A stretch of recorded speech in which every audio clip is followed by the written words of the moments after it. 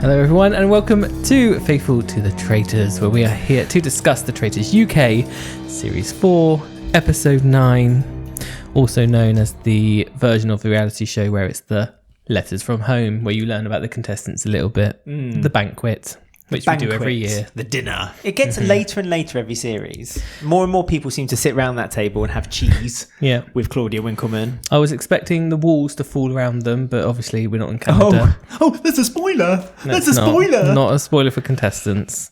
Hello everyone, my name is Ben. Hello everyone, my name is Alex. I'd like to say that hysteria has kicked in as well. It took us we seem to have problems kind of getting ourselves going.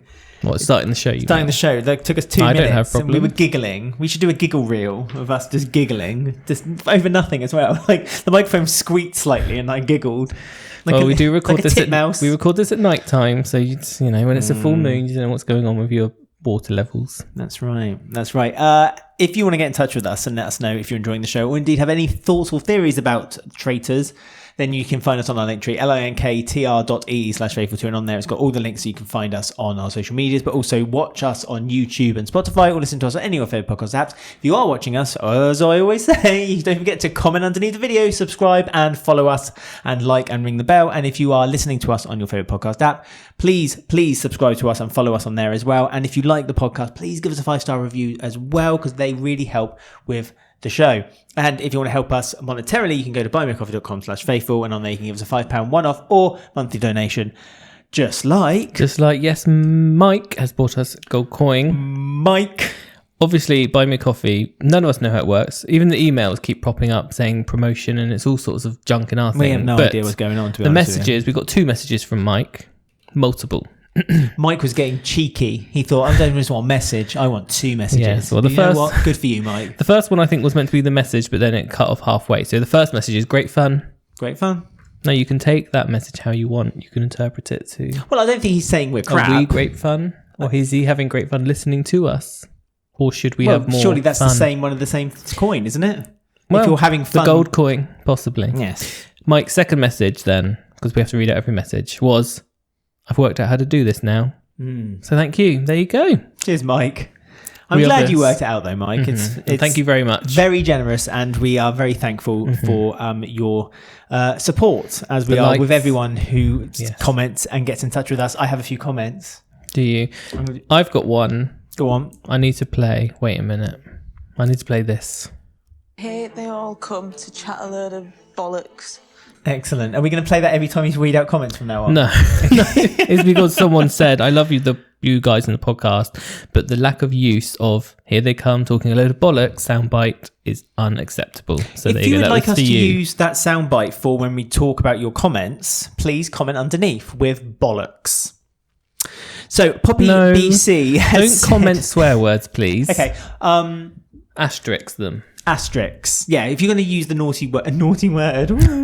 Poppy BC has said, love you guys. We're watching from Australia, and I must immediately switch over to your podcast for a debrief after each episode. Oh, Australia. That's coming back soon, everyone. We reckon Stephen came dressed as a Power Ranger in the last episode, after Rachel dressed like a minion a few episodes back. That's true. That was pointed out by a few people. Annika Rice tweeted saying, not us. Oh, I got excited then.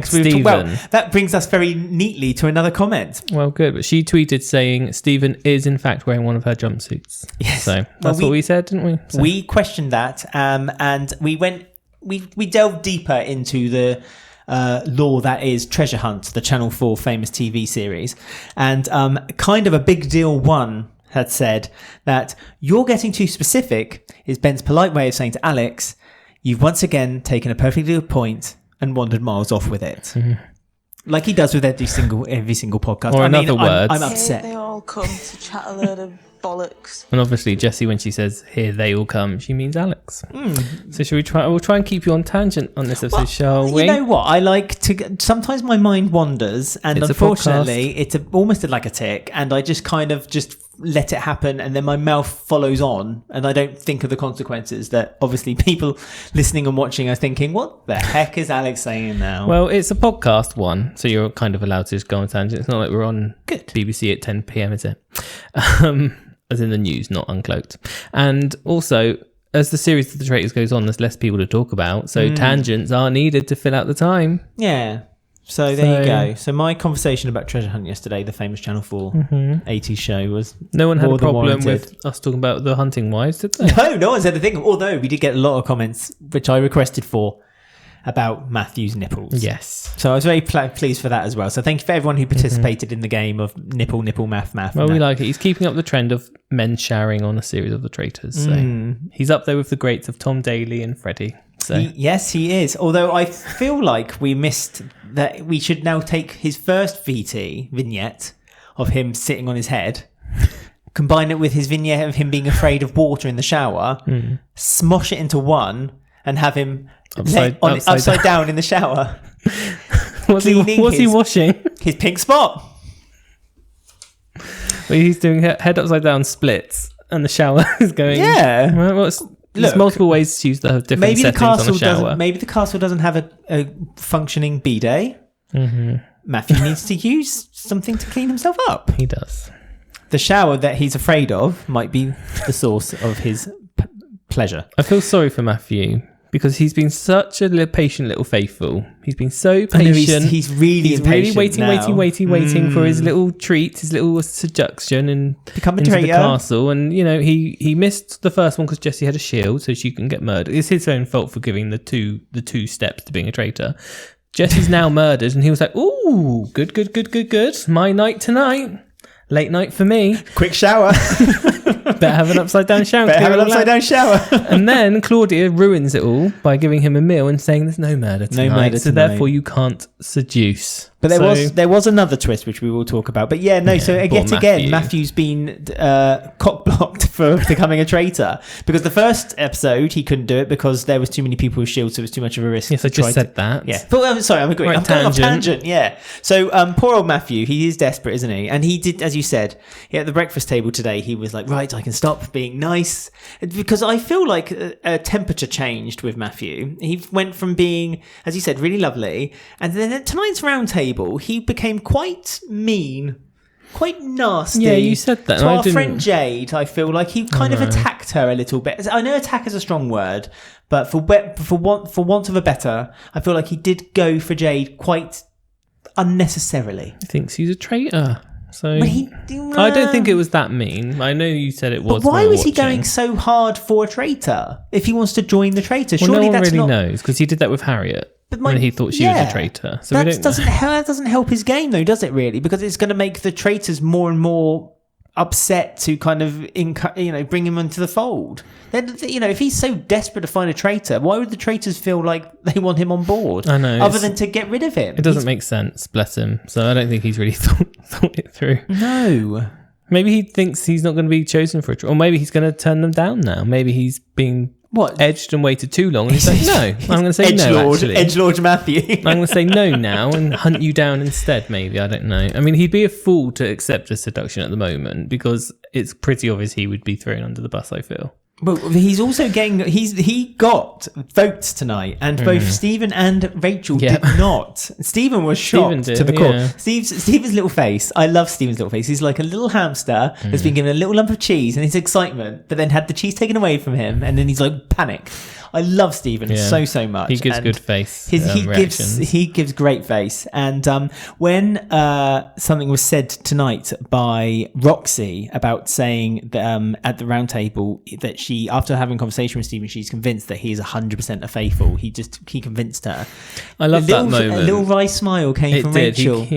If they had spotted that, they might have spotted there was a traitor. Few smiles between the two traitors because Rachel again, these two traitors are working so well together, and this kind of proves to me that if you want to be a traitor and you want to win a good game, not a horrible game, work together, because these two traitors, Rachel and Stephen, working together has really caused chaos, and it's caused the faithful to not know what's going on. And it's also, they've been able to get each other out of being banished multiple times. Because, if it wasn't for Rachel in this episode, Stephen probably would have went. But she's done it really smartly, where she's purposely, maybe it's Ellie, maybe it's Jade, maybe it's and she's not saying it's not Stephen. But also, they're doing it really cleverly. It's really interesting to watch. I think Rachel also is able to separate the game and the friendships in the castle as well. What she did with Ellie around that round table was heartbreaking. And Ellie, she nearly broke. Rachel, basically she decided that Ellie was going to be the target that she would encourage people to kind of aim their votes toward. It worked as well. And then Ellie broke down. She was like, oh.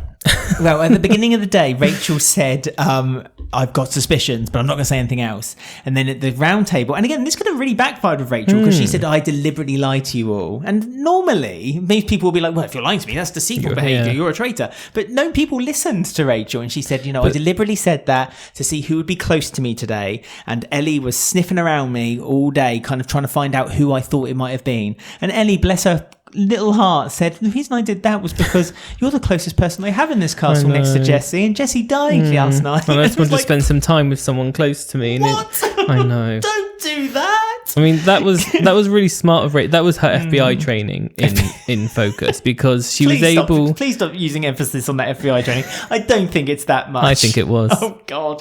Those 4 months intense training she had allowed her to plant all these seeds. But she did it, like you say, she did it cleverly, because at the beginning of the morning she said, I'm not going to say, but I've got someone expose themselves.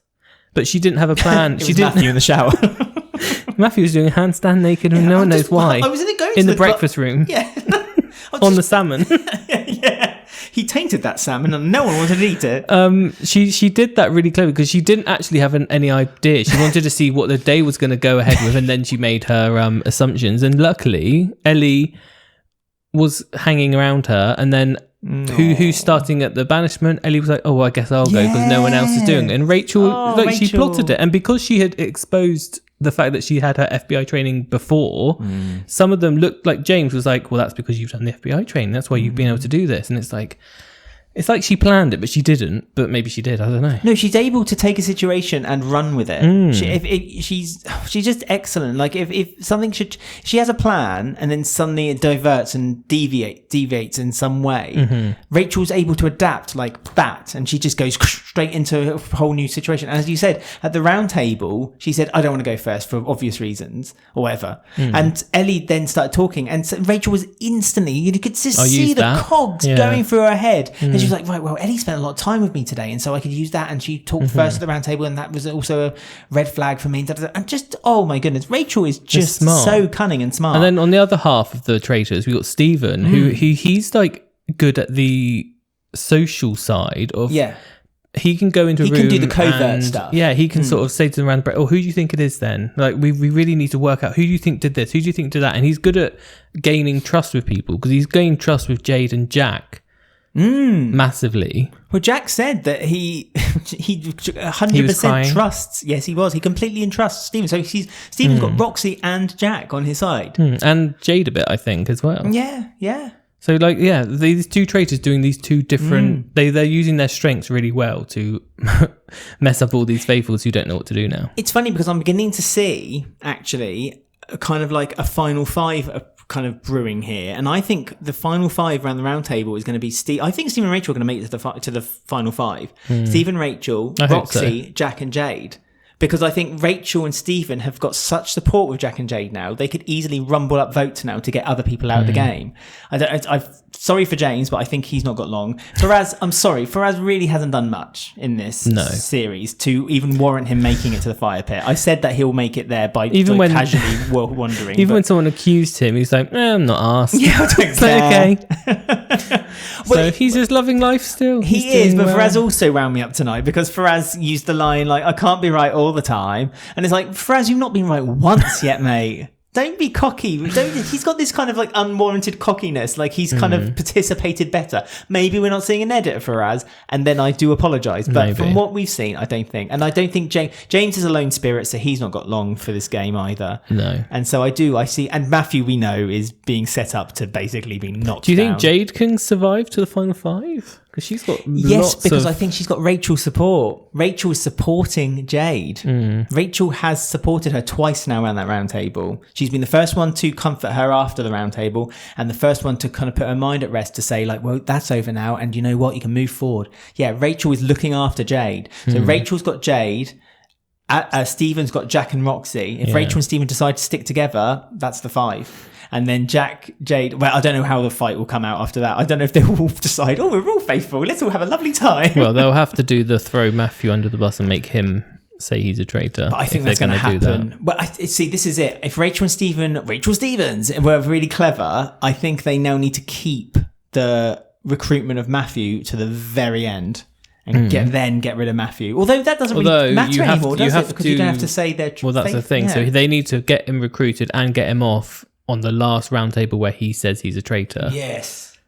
Yes. But then they'll still think there's one traitor left, but then it's not announced. So they could get away with it, maybe. But this is... It depends if Harry and Fiona have tainted Rachel by the fire pit. If there'll still be a little bit of doubt. Normally the fire pit is where people are like, well, if there's that little bit of doubt on you, we're going to get rid of you. But if Stephen and Rachel stick together, they can make the numbers up and just win themselves. I wonder if the very final roundtable when they announce if they're traitors of faithful, I agree, will be Matthew's downfall. And then I wonder if because they know they'll think there's one more traitor left in the game, they'll then throw Jade under the bus. Jade, yeah. Because there's so much suspicion on Jade. But obviously Jade then can't announce if she's faithful or traitor. So then it'll be Roxy, Jack. So, God, we're talking about the final already. Roxy, Jack, Rachel and Stephen. This will be redundant on next week. Fine. Yes. Yeah, because then Jack will be voted out or something. But, well, I mean... The only heat on Jack and James right now is by Matthew. Matthew's really... In the last episode... Rachel and Stephen said that if they brought Matthew into the Traitors Tower, he would disrupt their game and be really dangerous. Matthew is disrupting the faithful game because he is just shooting targets left, right and centre. He doesn't really know who he's going for. He just keeps saying people's names. Like because he's got that traitor thing in the back of his head. That's why. He thinks he's a traitor. Yeah. So he has to be a bit careful not to upset the traitors. He's got impersonator syndrome. He in his head, in his mind, he totally believes he's a traitor. And so he's acting like a traitor. He wants to be seduced. Well, don't we all, Matthew? But wait your turn and then become a traitor. Yeah. He's playing. He's shot his bullet too quick. And the game as well. I mean, the missions is the missions, but like it was a bit of the producers want the faithful to get something because the traitors had to keep coming in and out of boxes, and they were like, "You can listen." I like that game. Yeah, it was good, but it's a bit like none of the faithfuls really heard anything apart from drum beats, and that was it really. So who was it who said they found a little peephole in the back of their box? Was that James? I forget now, but one of them said one of the guys. But again, Jade was sat right square in the middle between Rachel and Stephen, and she just you couldn't even know her name and be like I mean, if anyone was in the best position, it was Jade, but I think, like I say, Rachel has coaxed her into thinking, nothing's going on there, nothing's happening. And so we had the banishment around the round table. Ellie did eventually leave us. We also lost one of the best faithfuls in the game, Jesse, right at the beginning of the episode. Oh gosh, yeah, we got to talk about both of them, don't we? Yeah. I mean, we haven't really. The funny thing is again, it's been such a jam-packed episode that, like, when we found out Jesse had been murdered, both you and I were like, "Oh my goodness, we're going to talk about so much about Jesse tonight," and we haven't really spoken about Jesse at all. Well, stay tuned, everyone. Well, guess because after the break, we're going to be going. What's your name and where do you come from? So we'll see you in a minute. Right, so it's time. Did you enjoy that? First time ever. I froze in the spot. If anyone's watching the video, I just stare at the camera for about an hour. Needs to be more Scylla. So we lost 2 people. More professional. We lost our lovely Jessie, the best faithful going, and Ellie. She was a good faithful too. I feel like she was getting frustrated because a lot of the episodes, people saying you're too quiet, you're too this, you're too that, and she was kind of hiding her secret with Ross, and then she didn't really know what to do. And then she was speaking up, and then people were blaming her for speaking up. So she was in that position of she couldn't win. Damned if you do, damned if you don't. Faraz was the one who brought that up. Faraz was the one during his little chat in the kitchen with Ellie. He said, "You don't talk enough." I said, "Well, you had to go at me for not talking." Yeah, I spoke more recently. You're talking too much. So I did feel so. I thought Ellie was good. I feel like she didn't get loads of screen time. I don't know if her secret with Ross has made her a bit wobbly to begin. I don't know. But I always find relationships are difficult on this show. It's a shame. I think there could have been more we could have had from Ellie because she's a psychologist, and they're always quite interesting in these type of games of picking stuff out. But I don't know. We didn't really see it. So are you ready? What's your name and where do you come from? Jesse. Jesse, hairstylist. Jesse's 28-year-old hairstylist from Hull, Yes. who in the first episode shared with her castmates how she lives with a stammer. Quote, because I have a stammer, I can't hide who I am, and it has helped me be an authentic person because I just can't hide it. She believes because of her stammer and brightly coloured hair that her fellow faithfuls could underestimate her, but she's not afraid to be brutal. She was very, very good. She had theories. She maybe clung on to them very hard, but she was excellent. They were right. And she was right. I'm upset that she clung on to them. And hairstylists do have a big advantage. Hairstylist beauticians. Like, because she said it herself, Jessie, like you meet such a range of people. And when you're a hairdresser, you have to put on your persona to be friendly to all these different people in different ways. So I think it is quite a big advantage. People kind of trust you because well, you're doing their hair. There was a contestant of last series, I'm not going to say who or where she came, but she pretended to be... Pardon? In the show. She pretended to be a beautician, didn't she? And she was able to do quite well. So I think it's good. I think gift. Yeah, and Jessie was really good fail. She got everything spot on. She worked out Stephen. I know. And they took the risk and got rid of her. Well, let's be honest. Jessie came out with all the fun theories. She came out with the Library 5, the Fountain 5, the Caged 9. You know, she was the one who kept coming up with like it can't be a coincidence that this was happening. It can't be a coincidence that was happening. What the big difference was with Jessie compared to someone like Harriet, who was also very correct in her theories, the way that Jessie put them across was done in a way softer, where she wasn't murdered or banished or for quite a long time. Like that was the correct way to do it. She did it in a very soft, friendly, I love you, but this could be the case. Whereas Harriet, well, but Harriet got aggressive. Harriet got aggressive. Harriet had a mild breakdown. Yeah. So like that was the end of Harriet. That's not how you be clever, faithful. Jessie, that's how you do it like kindly. I think she did that well. You saying about like, oh, you know, I love you, but you know, which is what Shawn Michaels did with Ric Flair during Ric Flair's final WWE match. Sorry, shush. Not Ric Flair. What's happening? People. Have you noticed on this series? Talk about people the guy who says you can't see me. Talk about him. John Cena. That's John Cena. Shush. People in this series, have you noticed, have really bonded? Like but then they're able to kind of distinguish the friendship and the gameplay quite well. And the ones, unfortunately for Ellie, the ones who haven't been able to do that quite so well, don't seem to they kind of tread water and they're not surviving quite as well. Yeah, and they're like the quiet ones. Like Jack is a bit like that. Ellie was a bit like that. Yeah. Interesting. I mean, Harriet said to Rachel she was like that, but obviously Rachel was pretending at that time to do that. She wasn't actually fussed by it. I can't tell what the real Rachel and the fake Rachel is anymore. She's just merged into the one. Like Stephen I can still distinguish like Stephen playing a game and Stephen being like kind of friendly banter Stephen. Rachel, and this is not meant as a criticism, Rachel. This is meant as a actual tick. Well done, 10 out of 10, no notes. I cannot distinguish who the real Rachel is to the traitor Rachel. I cannot distinguish the two, and she's just so good. After you do your FBI training and become can we please stop emphasising this FBI training as being something that's... You can't go back to the person you were before.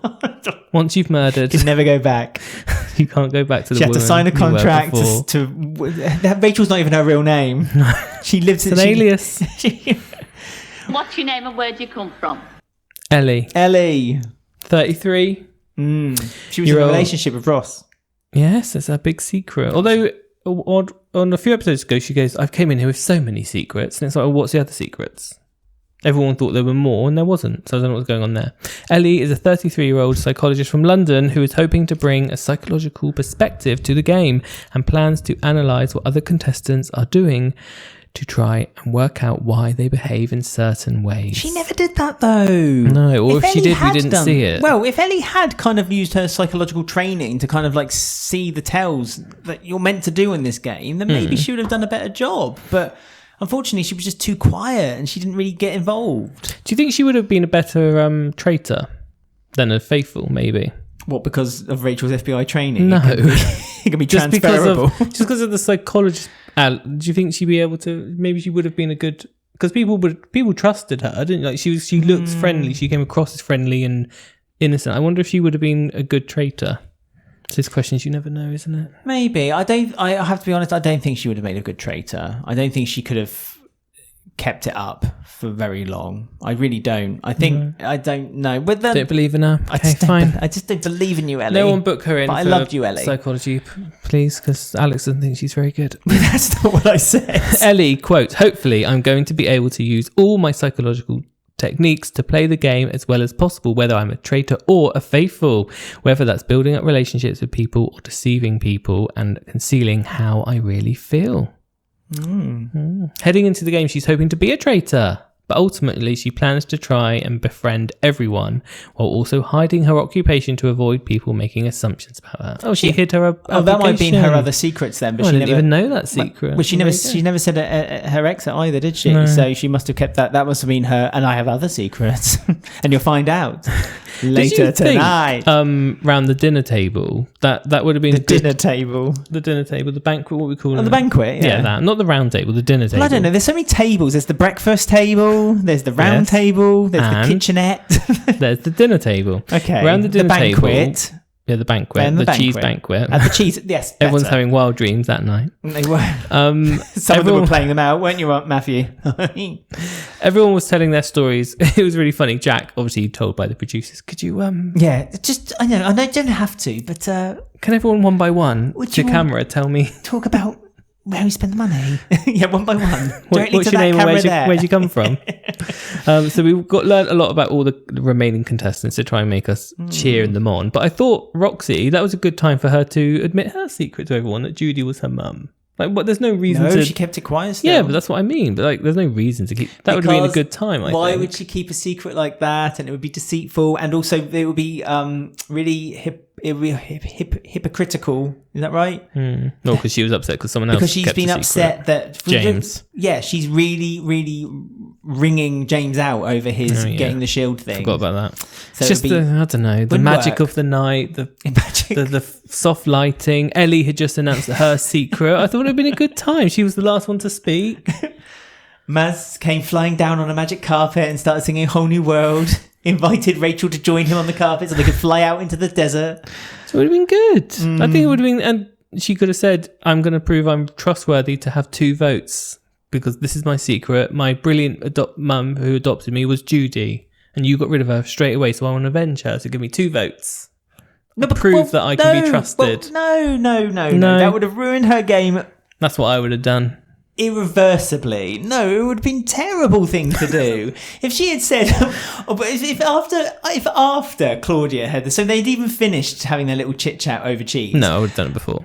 Yeah, but they didn't know what the twist was Yeah, I know. before. So Just let me have it, So then okay? no, because then Claudia wanged the thing down, wanged that thing on the Mm-hmm. table, and said, "If someone gets this dagger, they get 2 votes." Then imagine Roxy then said, "Oh, by the way, my mum was Judy. I'm really angry about that. I want 2 votes." She could have admitted it beforehand during her they story didn't know time. what the twist was. No, and then when that twist was announced to her, she could have then been like, well, you can trust me because I've just been honest to all of you. To faithful and traitors around this Yeah, table. but she hasn't been honest for the last 5 days. She's been very It's now dishonest. that counts. I think it would have been a good time.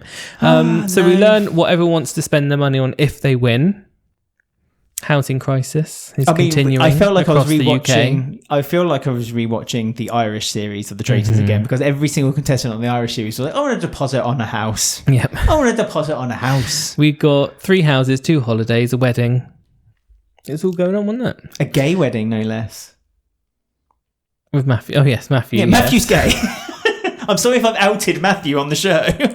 But when Matthew said my boyfriend and I got engaged No, I know. during I COVID, just- I think the indications were there. I can't remember. I was just trying to go through them all, but I was trying to remember who they want. Faraz wants a holiday Wedding. to do. What? Get off. No, because he's already engaged, and he was like, we got engaged like 7 years ago. We just never got around No, to it. 5 years ago. 6 years. Actually, you're quite close. I'll shut up. Yeah, so shut okay. it. I will. I should. Faraz wanted a holiday to Saudi to also do the end of the pilgrimage for his family His as one for his religion. Yeah. So And that's a what he was car. doing. And a broom broom. And another, not a car, No, another motor. Faraz wants another broom broom. Like, right, well, you're being voted off tonight. James wants to go on holiday with his family. Yeah, James's was a and bit. his 7 children. This is what makes me laugh with these ones on the Traitors, because sometimes they're like, you have the really, really heartfelt. Like Jade's. Yeah, Jade's, for example, was really like... Jade's was heartbreaking. Yeah, and Rachel's was really sweet as well. Oh my God, Rachel, hers was really resonated with me, actually. Rachel's really did. And like James was like, I'm going to go on holiday, Tenerife. Yeah, it's difficult because he like started, he was like, well, I'm not rich, but I'm not poor. And, you know, I've got a house and I've got this. And it's like, well, what do you say? Because you're sitting around this table and everyone's doing their thing. And it's like, well, I don't have a thing. I just want to win the money and go on holiday. So that was his story. Jade's was about her mother. And that kind of made why she's taken this. It's a bit unfair what's happened to her on this game. Like, everyone's accused her from day one because of Amanda. And it's just like, she kind of really didn't need that. No, Jade's had the worst ride, and it's really series. Unnecessary. And she's not a traitor, and it's just like, I mean, Ellie got attacked. Not attacked. I hate using that term. It's not attacked either. I apologise if I ever use the term attacked. But Ellie basically had the finger of accusation. There you go. But only one episode. But only for one episode. Yeah. Jade has literally had it. No thanks to Amanda since episode 1, and Jade's had to defend herself countless times. Well, not countless, 9 times. and I feel for Jade. And if Jade was to win this series of the Traitors, she has earned every single penny. But I would argue so has Rachel and Stephen. Yeah, I want them to win. I'm saying it now. Jack, this is interesting. Not because he wants to get married, but on Instagram I think he's got married.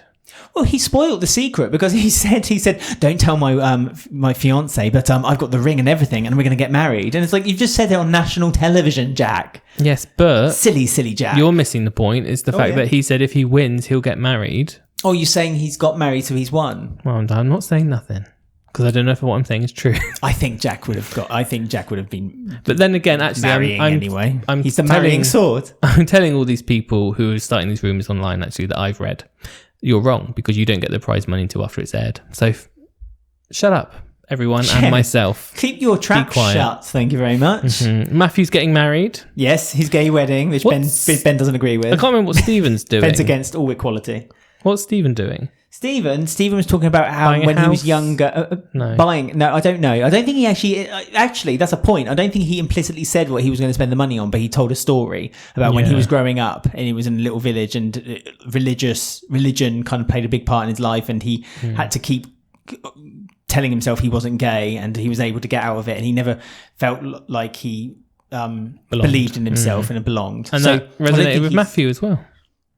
Because Matthew's recently come out with the story where he was like forced into conversion therapy and all sorts, and he started up a charity against it. Yes. Matthew's a nice guy. He doesn't. He just hates had Jade, a moment. But he's a nice guy. That's exactly it. He hates Jade, and he just wanted to get rid of her. But you have to say he got really mardy at that round table tonight, Matthew. It was really kind of like like I said, I've said it a million times. I'll say it once more. He plays the traitor now. He thinks he's a traitor in every form, but also, being a traitor. He might have just been hungry. They hadn't had dinner. It's a long day. Because when he was at the dinner table and he had his cheese, he apologised to Jade and he did a few jokes to Jade. So he broke the ice again. So it was all okay. Maybe he was hangry. Maybe that's where the problem was. Rachel wanted to look after her mum's been ill and she wanted like a last holiday to make some memories. She had Parkinson's and she's just been diagnosed with dementia, and she wants to make memories while her mum still can, which I thought was beautifully said. And and it makes the edge of like a traitor winning less.